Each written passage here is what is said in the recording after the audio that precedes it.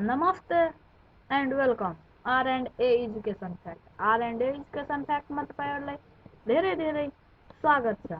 आज हामी फेरि लिएर आएका छौं नयाँ टपिक। टपिकका नाम रहेछ sound.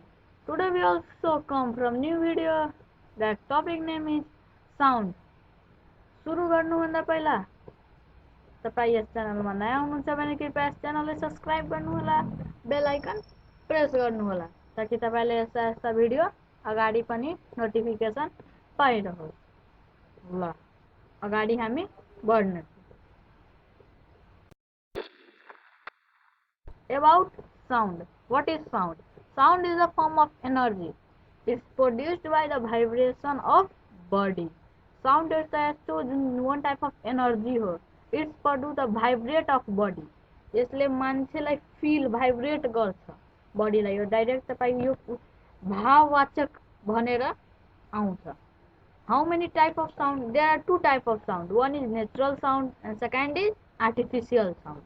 Two type को साउन्ड हुन्छ। एउटा हुन्छ नेचुरल जुन पहिलाबाट नि बनेर आएको छ, अनि सेकेन्ड हुन्छ आर्टिफिशियल। आर्टिफिशियल भनेको जुन तपाई रेडियो, मोबाइल, टेलिभिजनमा सुन्नुहुन्छ उनीहरुलाई नै आर्टिफिशियल साउन्ड भनिन्छ। Define sound. Natural sound. The sound that occur in nature, such as those of animal, tree, people, the wind, the rain, etc. are natural sound. जुन हावा, hoodie, बतास, such those animal, tree, people यिनीहरुले आवाज निकालेको natural sound हुन्छ। अनि artificial sound भनेको the sound made by radio, television, musical instrument, automobiles and machine are artificial sound. Machine, radio, television instrument कुनै कुराले मान्छेले बोलेर दिएको मसिनमा भित्र गएर रेकर्ड भएर फेरि बाहिर आउनेलाई नै आर्टिफिशियल साउन्ड भनिन्छ। ल wave. What is wave? The sound is produced by vibration of bodies, but it transmits from one place to another place. Is the form of wave. Wave एउटा हो जुन the sound is produced by vibrate of bodies.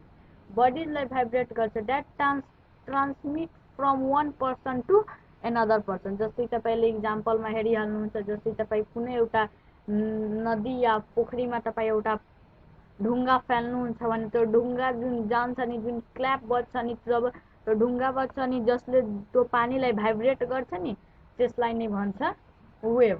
How many type of wave? There are two type of wave. One is transverse wave and second is longitudinal wave. हामी transverse wave and लongitudinal वेभमा पनि अगाडि कुरा गर्नेछौँ। Define wave. One is transverse wave. Transverse wave are those in which the particles of the medium vibrate up and down. Transverse wave with those which particles medium vibrate up and down गर्ने काम गर्छन्। Longitudinal wave. Longitudinal wave that those in which the particles from of a medium are vibrate to and fro. कुनै कुरालाई पनि vibrate वा those वेभले particles of medium is vibrate गर्छ, न कुनै केही बुझाए जस्तो नै गर्छ, is called the two end power of लongitudinal वेभ। ल subscribe. If you are new on this channel, then subscribe this channel and press bell icon. Also, कृपया यस च्यानलमा तपाई नयाँ हुनुहुन्छ भने कृपया यस च्यानललाई सब्स्क्राइब गर्नु अनि like, comment and share with friends also. Transmission of sound. What is transmission of sound? The process of sound traveling from one place to another is called transmission of sound. The process which traveling one from another. जस्तै तपाई भन्नुहुन्छ सबै sound त one देखि other, त्यसलाई नै भनिन्छ transmission of sound. The process of sound traveling one place to another place is called transmission of sound. Example of transmission of sound. The speed of sound is 5000 milliseconds, about 15 times greater than air. Sound 5000 मिलिसेकेन्ड speed में about 15 times greater than air. 50 time तो greater than air छ। Air भन्दा तो 5000 time बढी ठुलो छ। Speed of sound in gas and air. There are different types of sound and speed. Density. Density is the amount of mass per unit volume of body. Speed and the sound is the more than air with less density.